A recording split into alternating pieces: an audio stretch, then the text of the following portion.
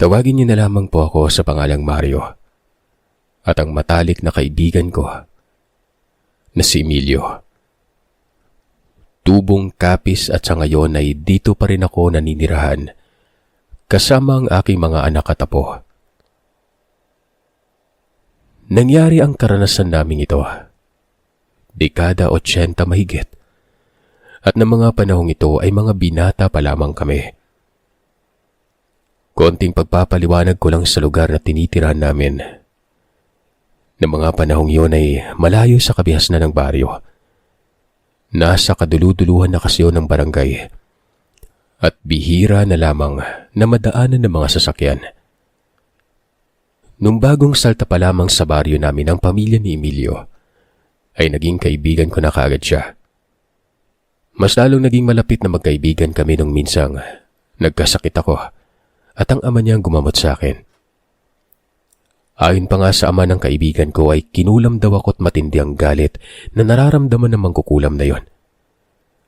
Mabuti na lang talaga at nadala kaagad ako sa bahay nila at hindi diniretso sa may ospital. Dahil sa kakayahang kahangahangang taglay ng albularyong ama ni Emilio, ay walang kahirap-hirap na ginamot niya ako't tinalo ang mangkukulam na sumalbahay sa akin noon. Nalaman ko din na may alam din sa panggagamot ng kaibigan kong ito. Gawa ng bata pa lamang umano ay hinasa na siya ng kanyang ama sa pagiging isang manggagamot. Nang sa ganon ay dalawa na silang manggamot sa kanilang pamilya. Saksing buhay ako sa lahat ng mga ginagawa nilang panggagamot. Lahat ng mga may sakit sa baryo namin sa kanila lumalapit. Lahat ng yun ay wala silang hinihindian. Basta't kaya nilang gamutin sa loob ng isang araw. Tinatanggap nila. Ang iba naman kapag hindi na talaga kaya ng oras ay pinapabalik na lamang nila kinabukasan. Kilala't nire-respeto at hinahangaan ang pamilya nila sa lugar namin. Kung kaya't sa loob ng ilang taong paninirahan nila sa baryo, ni minsan ay hindi pa sila nagkaroon ng kaaway. Naiinggit o, maraming mga manggagamot ang naiinggit sa kanila, pero hindi na nila pinapatulan ng mga yon, o kaya naman ay pinag-aaksayan ng oras at panahon. Isang beses nga ay nabalitaan kong may bagong salta sa Karatig Sitio. Isa itong manggagamot na tulad din ng pamilya ni Emilio. Kagad na pinuntahan ko ang kaibigan ko sa bahay nila at ibinalita sa kanyang tungkol sa bagong saltang manggagamot na yon. Alam mo ba yung balita, pre?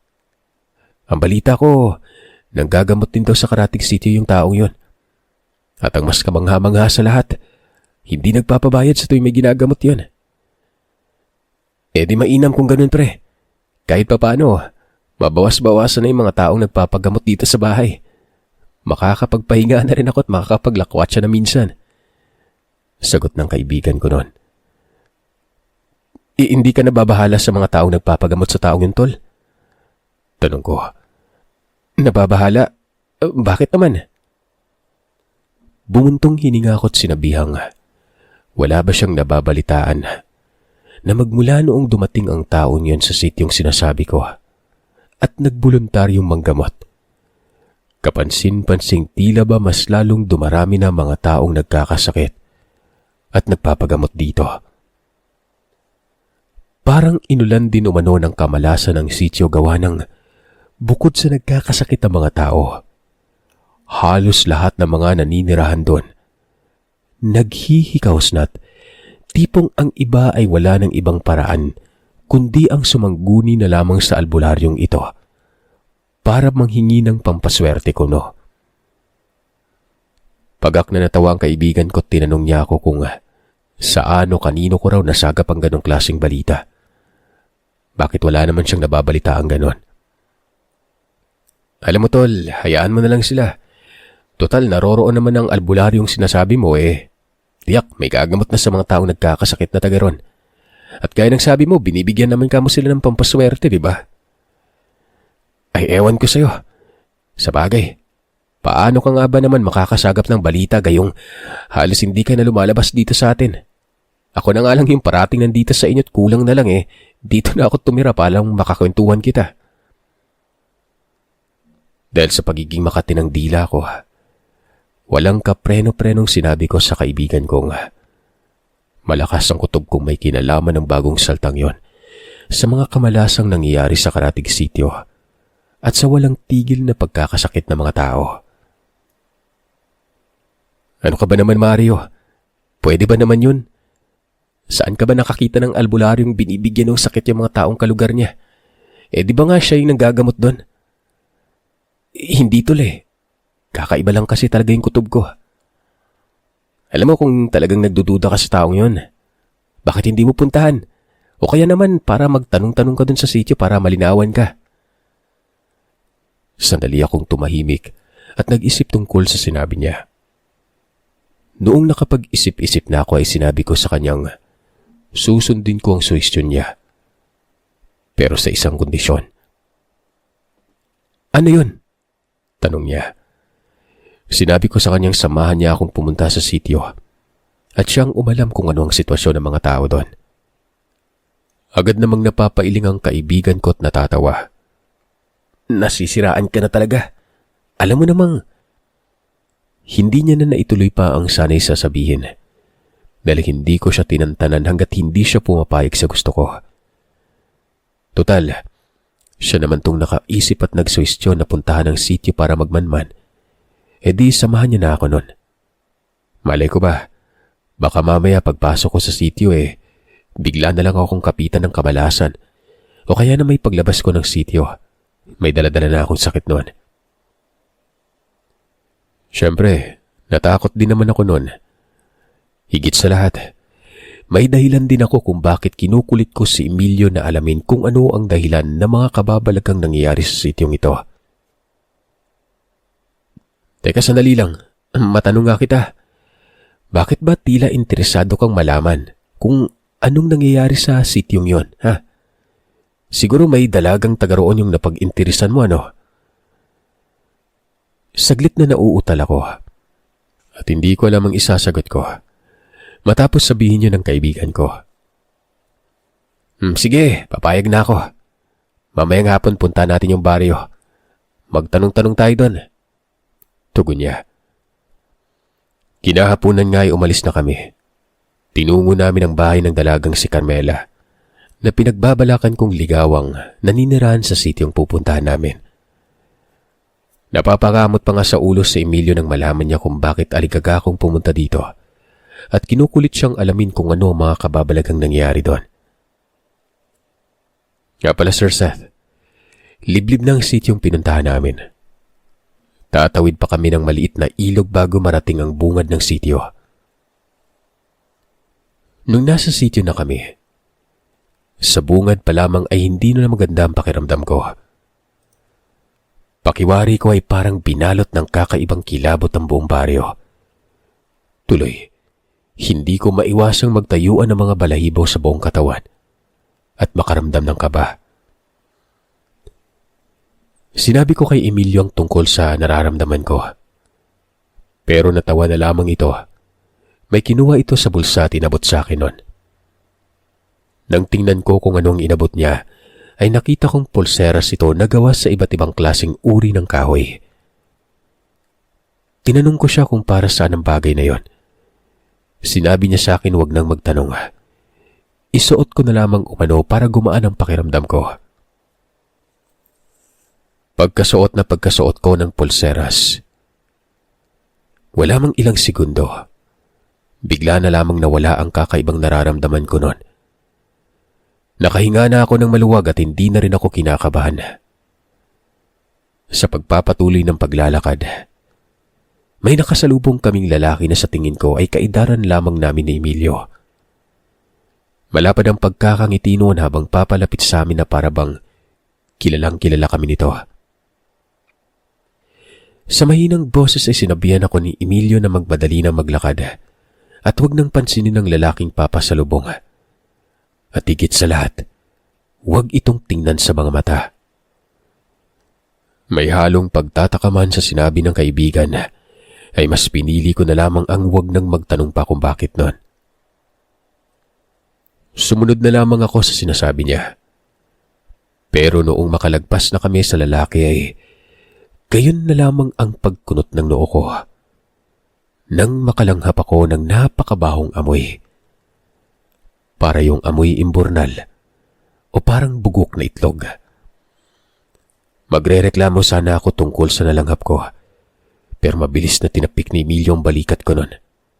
Sabay sabi sa malakas na boses na dalian na daw namin ang paglalakad dahil tiyak na hinihintay na daw kami ng kasintahan ko sa bahay nito. Nang sipatin ko ang lalaking kakadaan lang, nakita kong nakatingin ito sa amin.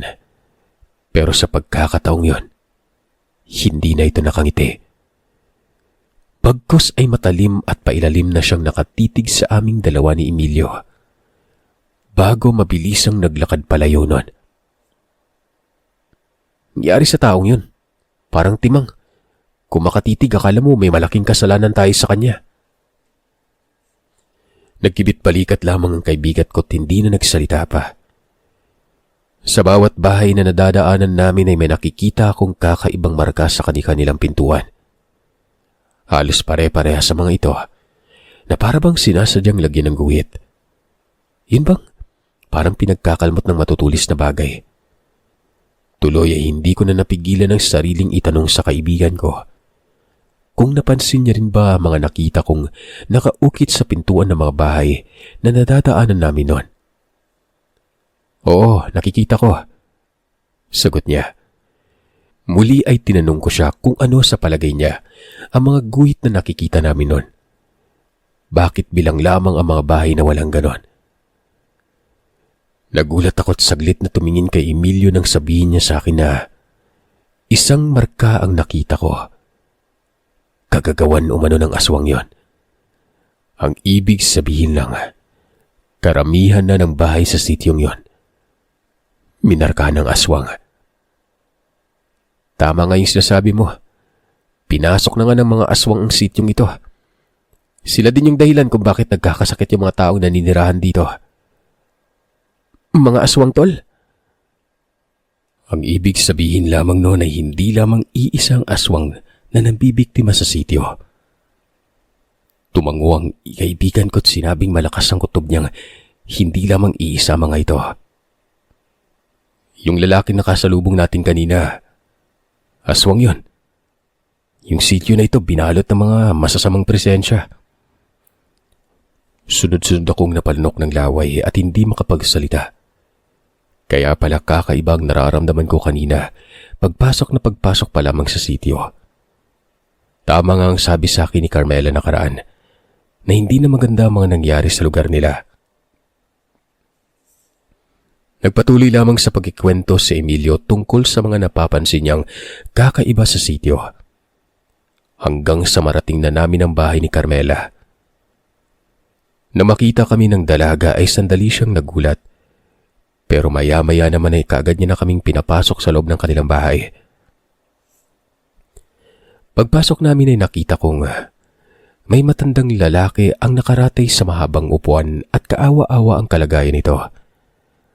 Halos lamunin na ng galis ang buong katawan niya at maya-mayang may mga langaw ang nagsisipagliparan sa paligid nun. Nung tanungin ko ang dalaga kung kaano-ano niyang matandang nakaratay, doon ko palang nalamang ama niya pala ito.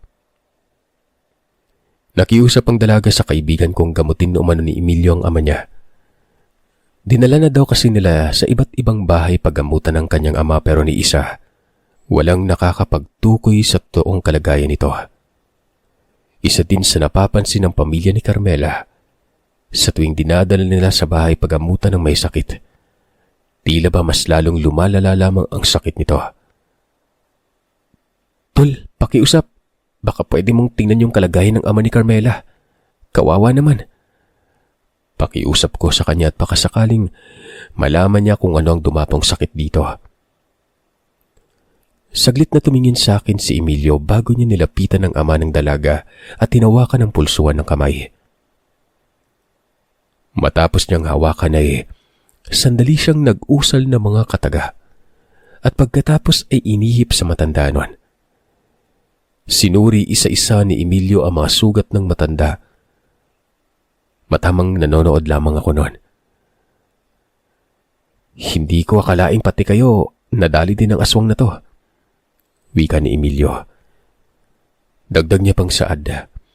Bago kami pumasok sa loob ng bahay, ay meron siyang nakitang marka ng aswang sa bakuran ng bahay na yon.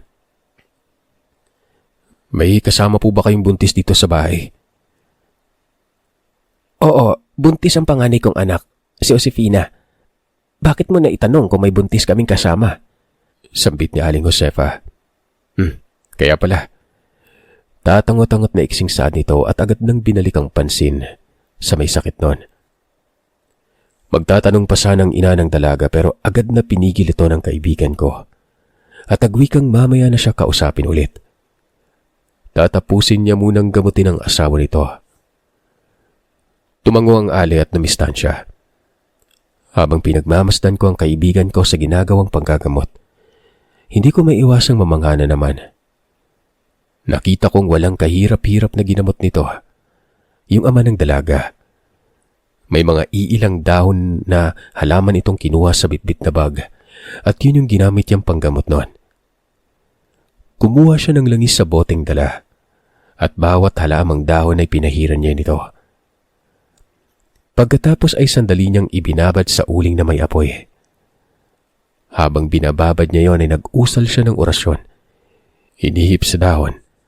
Pagkatapos ay inilapat niya isa-isa sa sugat ng matanda.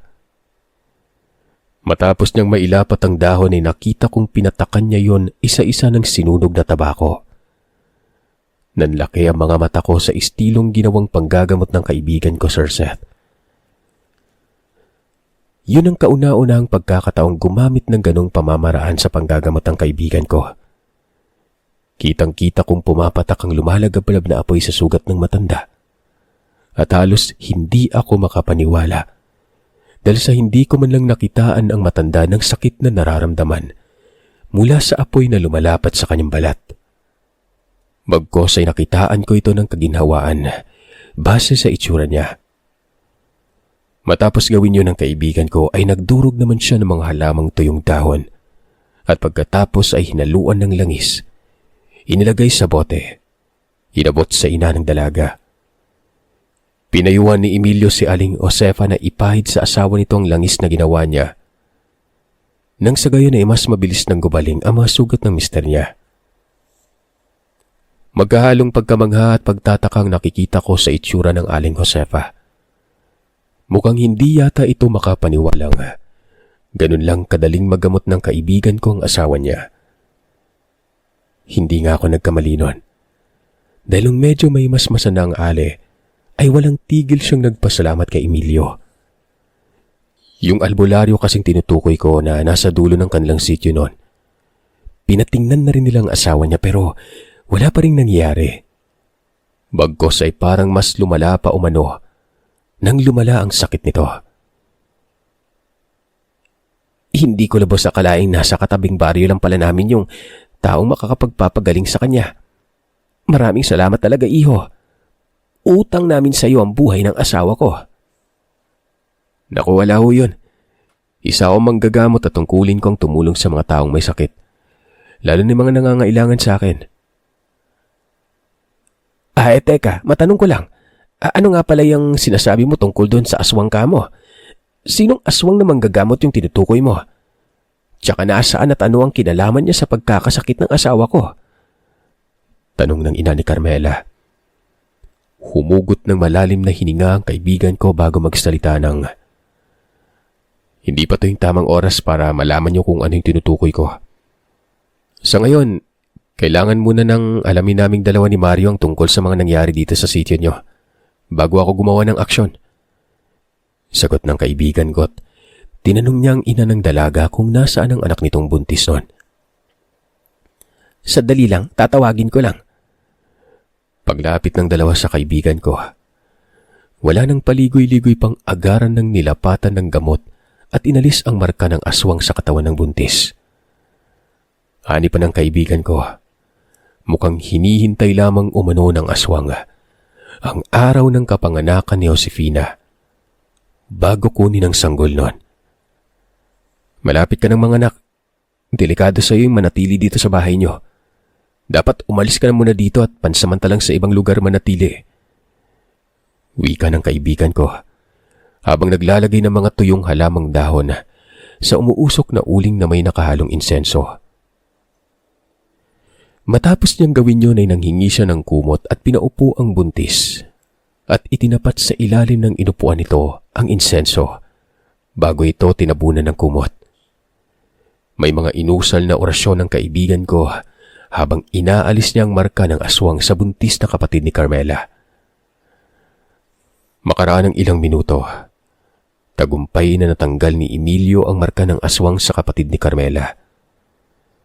Matapos lagyan ni Emilio ng mga pangontra sa aswang ang kabuuan ng bahay, pinagmerienda muna kami ni Carmela noon.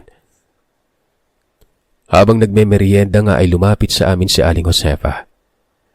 Kagad na kinuha ng kaibigan ko ang pagkakataong yon para itanong sa matanda ang tungkol sa mga kababalagang nangyari sa sitio. Hindi naman nag-alangang magkwento si Aling Josefa tungkol sa mga nangyari noon.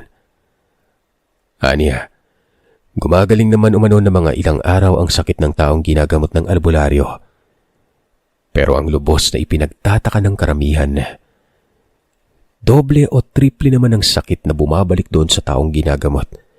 At sa kamalas-malasan pa, kapag hindi napatingnan kaagad sa albularyong ito, ay mas lalong lumalala ang kalagayan.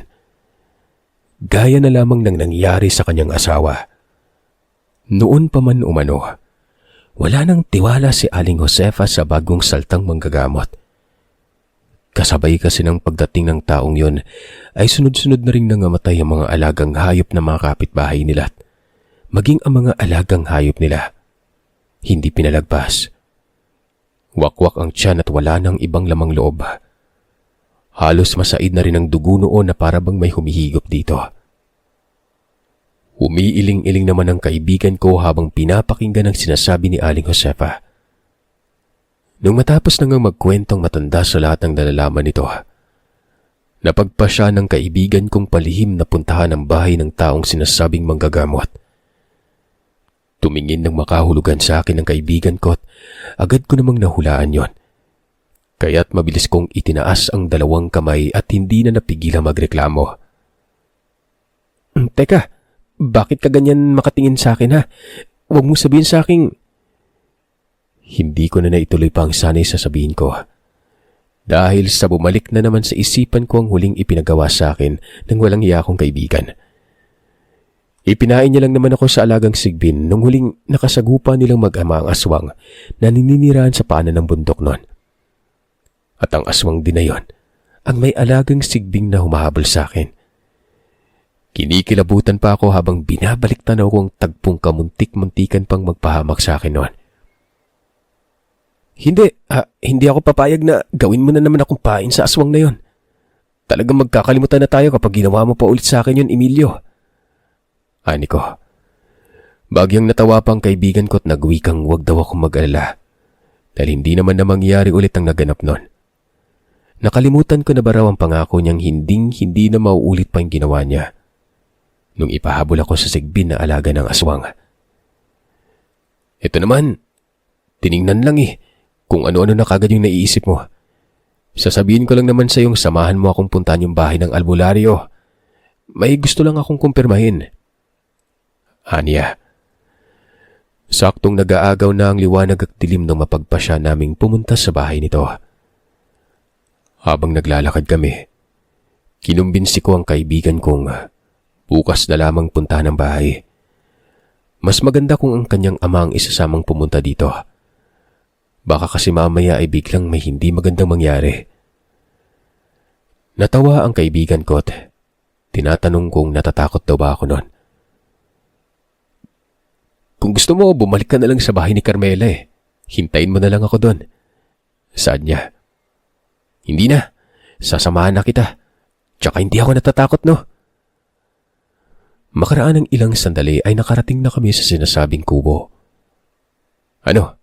Handa ka na ba? Tanong niya. Anong handa? Hindi ba't ang sabi mo sa akin kanina, magmamanman lang muna tayo? Bakit ngayon tinatanong mo ako kung handa na ako? Ipinaliwanag ni Emilio sa akin kung bakit niya sinabi yon. Dapat umano sa lahat ng oras ay handa umano ako dahil hindi namin alam kung ano ang maaaring mangyari. Nagulat pa ako nang may inabot sa akin ito. Nung tingnan ko kung ano yon, isa itong balisong. Sandali, anong gagawin ko dito? Ano pa nga ba? Ipangsasaksak mo yan sa oras na may lumapit sa'yo.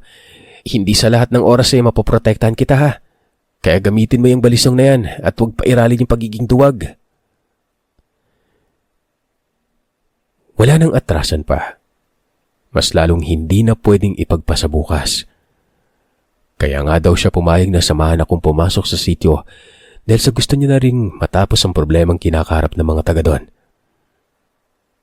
Totoo niyan. Nakaraan pa sinasabi sa akin ni Tatay yung tungkol sa mga nangyari dito. Wala lang talaga akong interes kaya binaliwala ko yung utos niya. Ang kaso, kinulit mo ako ng kinulit eh. Kaya nandito na tayo, tatapusin na natin to bago tayo umuwi sa baryo. Hindi ko alam kung napasubo ba ako o ano nun. Hindi naman kasi talaga pumasok sa isipan ko yung tungkol sa ganito. Yun bang susugod kami sa bahay ng pinaghihinalaan ng aswang at tatapusin na ito ng kaibigan ko. Oras na totoong hinala ko. Kung alam ko lang ito sana, hindi ko na kinulit pa si Emilio na pumunta. Ang kaso wala eh. Naririto na kami at wala na akong magagawa pa kundi ang magtatapang-tapangan na lang. Kaagad na akong sumunod sa kaibigan kong maglakad papalapit sa kubo ng albularyo para magmanman. Nang medyo malapit na kami sa bahay ay nagkubli kami sa nagtataasang puno ng kahoy.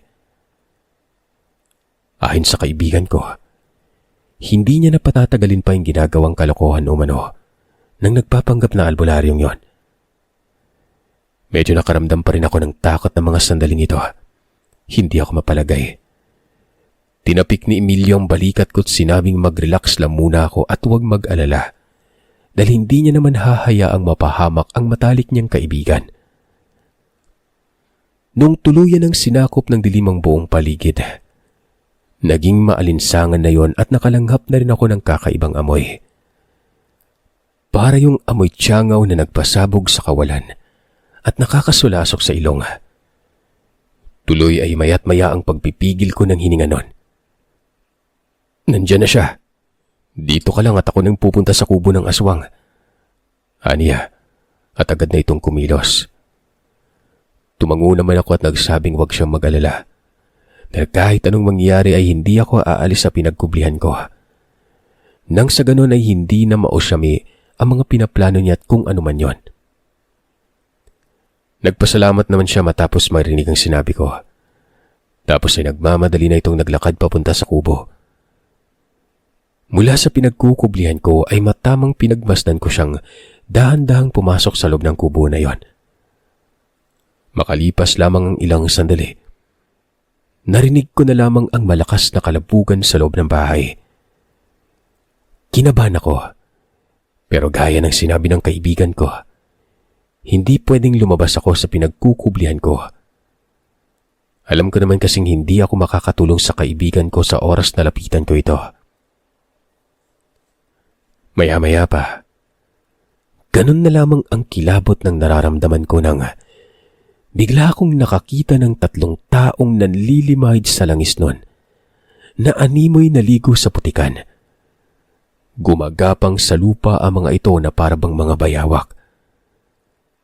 May 2 ding parang pusa ang sumunod dito at walang tigil na sumingot-singot sa kawalan na parabang may naaamoy.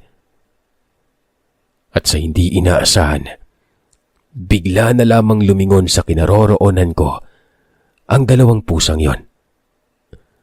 Anak ng, kahit kailan yung mga sigbin na to.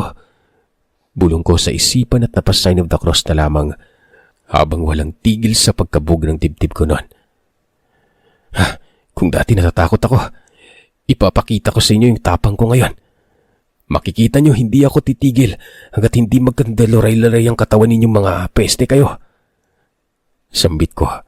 At wala na akong nagawa pa kundi ang lumabas na lamang sa pinagkukublihan. Marahang gumapang papunta sa gawi ko ang 2 parang pusa. Samantalang ang tatlo naman ay mabilis pa sa 4:00 tinungo ang loob ng bahay noon, kung saan kasalukuyang nakikipaglaban ng kaibigan ko. Habang gumagapang nga ang mga ito, ay nakakarinig na rin ako ng mahihinang huni ng wakwak.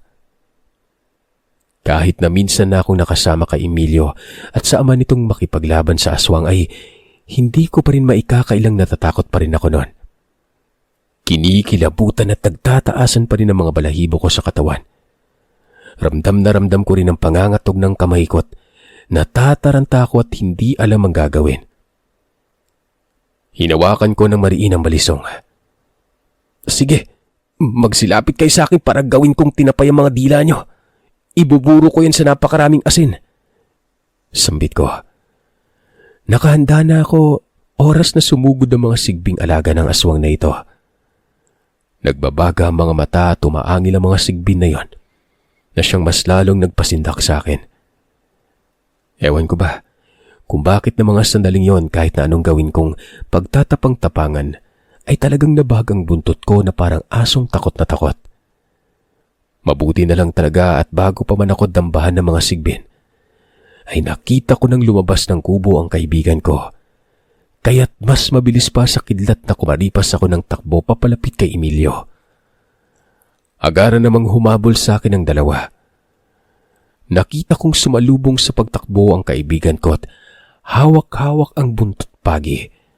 Walang habas na pinaghahambalos niya ang dalawang pusa na yon.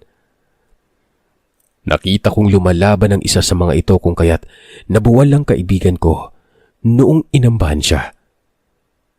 At nang sakmalin ito sa braso ay hindi na ako nag-atubili pang lapitan siya at saklolohan. Kinuha ko ang buntot pagi na nabitiwan ng kaibigan ko at yun ang ginamit kong paglatigo. Bumitaw mula sa pagkakasakmalang nilalang. Malakas na umangil yon bago iika-ika na tumakbo palayo. Sinabi sa akin ni Emilio na wag na naming habulin pa dahil mamamatay lamang din umano ang mga yon. Patay na umano ang amo nila. Wala nang gagamot sa mga sugat na natamo nila mula sa buntot ng pagi. Hawak-hawak ang brasong patuloy pa rin sa pagdurugo ay inaya niya na akong umuwi noon. Kagad na kaming umuwi at nang makarating kami sa bahay nila, ginamot ng kanyang ama ang sugat nito. Ikinuwento niya sa kanyang ama ang lahat ng mga nangyari. Kinabukasan, nabalitaan namin mula kay Carmela na patay na ang ilan sa mag-anak na nasa dulong sitio. Kabilang ang albularyo. Ang iba namang kaanak ay nag-alsabalutan na umano at walang nakakaalam kung saan nagpunta. Ni hindi man lamang umano inayos ang bangkay ng tatlong nasawi sa hindi malamang dahilan. Nung binalikan namin ni Emilio ang kubo ay naroroon pa rin ang bangkay ng tatlong aswang. Inaayos pa ng mga namumuno sa barangay dahil sa wala man lamang tumayong kaanak ang mga yon na tagaron. Maging ang nagpatira kasi sa mga yon na kamag-anak umano, nag-alsabalutan na rin at umalis sa sitio bago pa pumutok ang araw. Pero ang mas nakakagulat sa akin ay noong namukaan ko ang isa sa mga bangkay. Gawa nang siya ang lalaking nakasalubong namin ni Emilio noon sa may daan na masama kong makatitig. Nung araw na yun ay pinagtulungan na mag-amang gamutin ang lahat ng mga taong nagkakasakit sa sityo. Inalis na rin nila sa pamamagitan ng pagriritual ang kamalasang bumabalot sa lugar na yon. At higit sa lahat, tuwing kinukutuban na akong may gagawin na namang hindi magandang kaibigan ko, tulad na lamang ng pakikipagharap sa mga aswang o sa anumang mga masasamang elemento o nilalang, hindi na ako sumasama. Baka kasi sa susunod ay hindi lamang sigbi ang makasagupa ko. Baka mas malala pa roon ang danasin ko oras na sumama ako sa kanya. Matapos gawin ng mag-amang albularyo ang pagriritual at panggagamot, ay tuluyan na ngang naging maayos ang lahat. Sa sityong minarka ng aswang.